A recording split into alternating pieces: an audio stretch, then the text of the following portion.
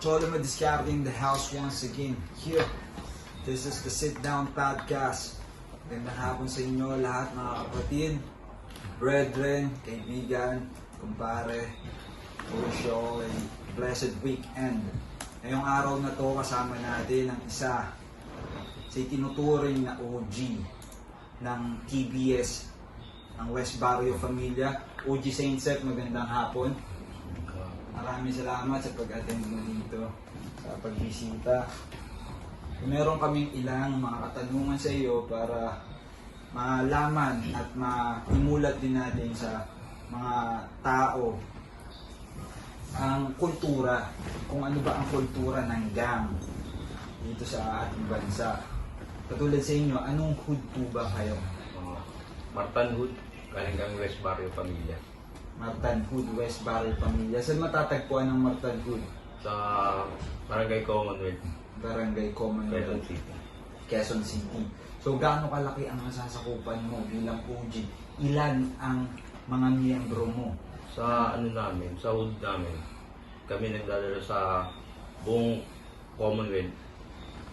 Nanggaling sa street namin, kalat na yan sa buong Commonwealth. Siguro kung total ng mga member namin, sa hood lang namin siguro may 200 kami miyembro. May 200 kayong miyembro. So, 200 miyembro na yun, OG sir.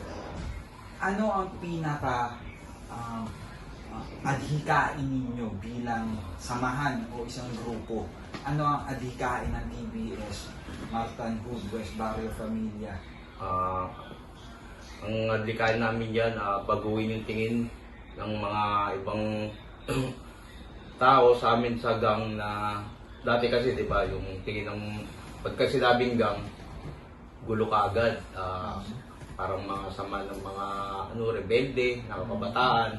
Pero ngayon sa amin, sa hood namin, pinapatupad namin yung respetuhan, galangan sa bawat miyembro, pagtulong sa iba. Di lang sa hood namin, kahit sa hindi namin ka-hood, basta kayang tulungan ng grupo namin, ginagawa namin.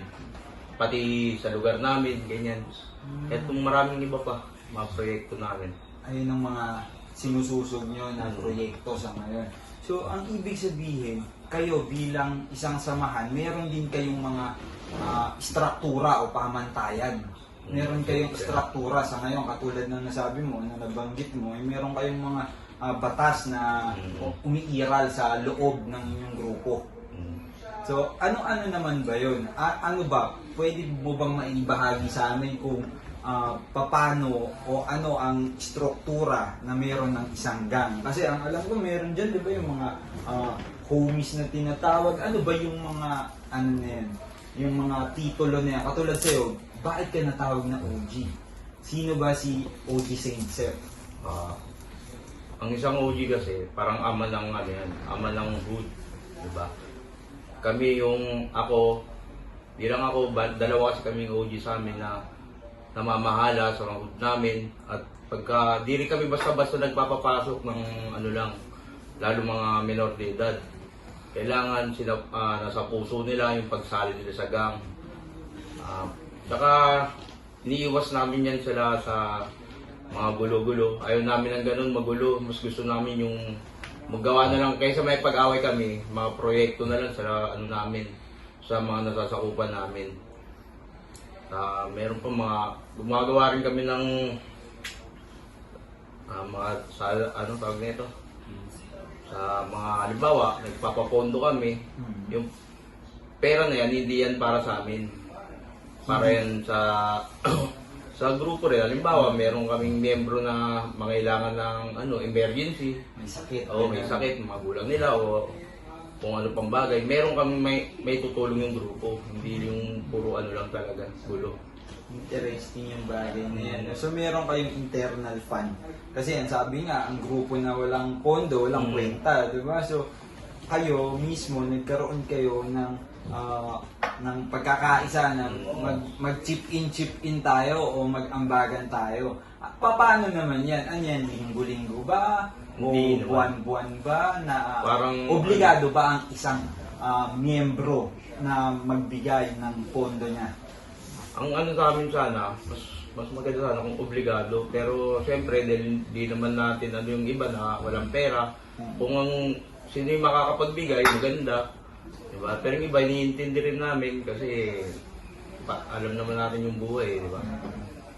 So, tulong-tulong. So sa ngayon, meron na din pala kayong patakaran na kasi yung iba talaga ang nagiging perception ng madla ang gang is all about rebelliousness, all about violence, 'di ba? All about illegal activities. Ayan, so sa ngayon kayo mismo bilang ama, bilang OG ng hood na yan sinususog nyo, ipinapangaral nyo sa mga kabataan na mga miyembro nyo o mga anak nyo, di ba? Na dinadala nyo sila o ginagabayan nyo sila papunta sa pagtulong sa komunidad at hindi maging Hindi maligaw sila ng landas. yeah, Kasi mga dinanas na namin yun Oo. Ayaw na namin paranas sa mga baguhan ng kabataan ngayon.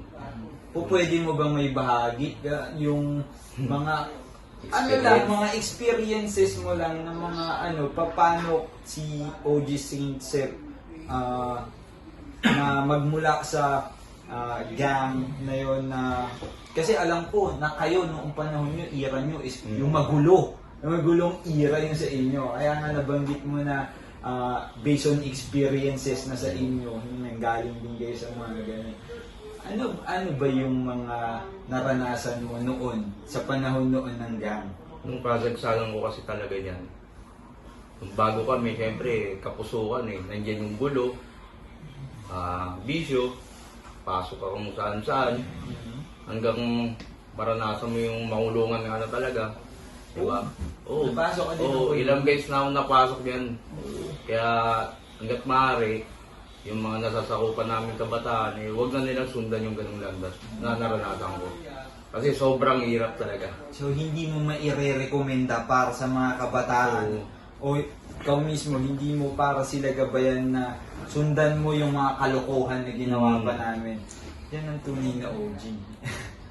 Yung concern, yung pagmamahal mo sa mga nasasakupan mo hindi yung sige, gawin mo yan, gawin yan. Diba? Anyway, G, matanong ko lang yung tungkol sa sa bilang OG, meron bang successor sa inyo? O meron bang paano ba na kukuha ang plaka na OG o ang titulo na OG na ipapamana ba yan? Oo naman, pero hindi yung basta-basta binibigay. Diba? Kailangan makita namin kung karapat-dapat ba yung tao. Hindi naman pag sinabing yung mapusok ka, tarantado ka sa lugar nyo, hindi naman lahat ng OG ganun. Diba? Kailangan kaya mo magpasunod, hindi lang puro ka pasaway. Leader ka, ibig sabihin. Basically, kailangan kaya mong magmando o kaya mong mag-lead ng isang grupo. At sabi nga ang puno nalalaman sa bunga. At makikita mo naman yun sa bunga. Anyway, ang ganda ng na ang pagiging OG is naibibigay din yan. Anong requirement para sino ba ang nagbibigay ng dahil ikaw ang OG na ng hood na yan, sino naman ang may karapatan pa o may mas otoridad pa na para mag-appoint ng tao o maglagay o magbigay ng isa pang titulo na OG sa isang tao na maging kapantay mo? Kami sa West Barrio, meron kaming kinikilalang OG na siyang talagang nagtayo, nagpundar ng kung anong meron kami ngayon. Siya naglagay sa amin bilang OG. Ngayon, meron kami tinatawag na council na lahat ng OG. Bago kami magbasbas ng pagiging isang OG, lahat yan pinagmimitingan namin kung karapat-dapat ba yung tao na yun. Tsaka hindi kailangan talagang kilala namin siya at nakikita namin yung ginagawa niya sa hood. So basically, ito, isa pa, kuya. Matanong ko, nabanggit mo, hindi porki tinawagan na OG dapat gagawa. So meron din mga nagiging OG na hindi nanggaling sa mga kagaguhan? Meron din bang mga OG na hindi nanggaling sa nabasbasan na maging OG pero hindi siya namasukan sa kulungan. Oo naman. Mayroong mga ganong klase ng OG din kayo na umusbong na ngayon. Oo, kasi meron silang nakikita mo naman yung niya, pagmamahal niya sa grupo eh. Hindi naman porket kailangan mo pa makulong, hindi man requirements yun. Ang requirements yun, may pagmamahal at respeto ka. May pagmamahal at respeto ka sa Saka pamilya na pinili mo. Oo, hindi ka dapat abusado, syempre. Number one yan. Paano ka mamahalin ng mga homies mo kung abusado ka, di ba? Absolutely. So bilang isang OG, napaka-importante na hindi lang yung credibilidad mo bilang isang siga o isang kundi kung paano mo patakbuhin o kung paano mo gabayan ang iyong mga nasasauban papunta sa ikabubuti nila. So kayo ba, meron ba kayong mga proyekto na para makatulong doon sa mga kabataan nyo din? Sa mga young, kasi nabanggit mo na hindi na kayo kumukuha ng minor de edad, di ba? Anyway, paano pala mapasok dyan? Paano mapasok sa isang gang, di ba? Paano mapasok? Kung kunwari ako, gusto ko sumali sa isang food na yan. O sa Siyempre, na yan. meron Gusto maging kang- parte ng pamilya. Sa lahat naman ng grupo kailangan may pagdadaanan ka na di ba?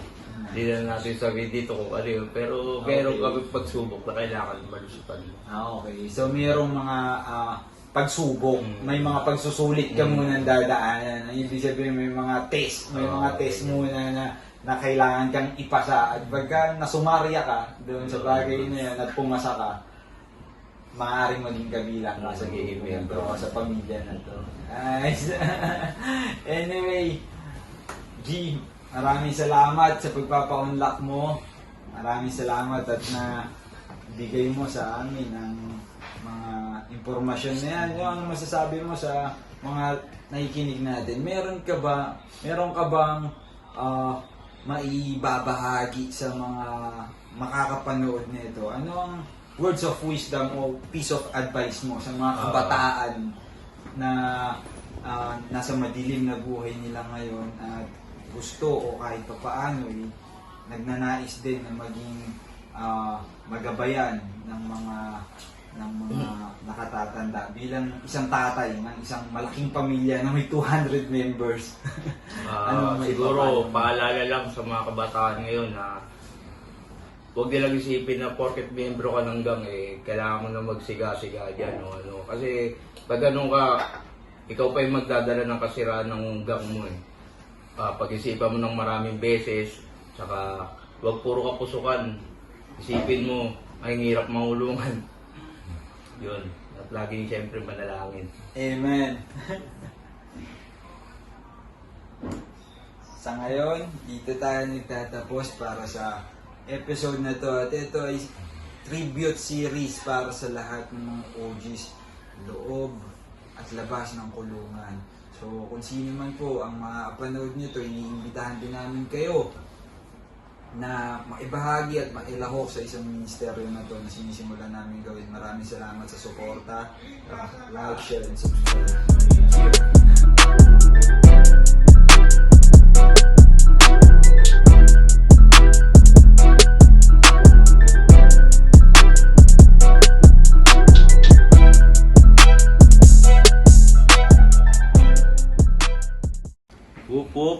Shoutout nga pala, West Barrio, Pamilya, Martanud, Central Manila, OG Utrecht, OG Akata, OG Cardinal, OG Tagulaw, OG Padlock, OG Dreamer, OG Hyper, Mami Links Online Shop, G-Style, Six Trads, Kayuna, Manggaan Pares, Manggaan Bully, Batasan Bully, Chris Tattoo, Jomar Tattoo, Street Ink Tattoo, Pinta, siyempre, sabit ko na yung mga tropa, Ate Lelew ng Balara, Kosang Dalton, Kosang Ice Tea, Smiley Cholo.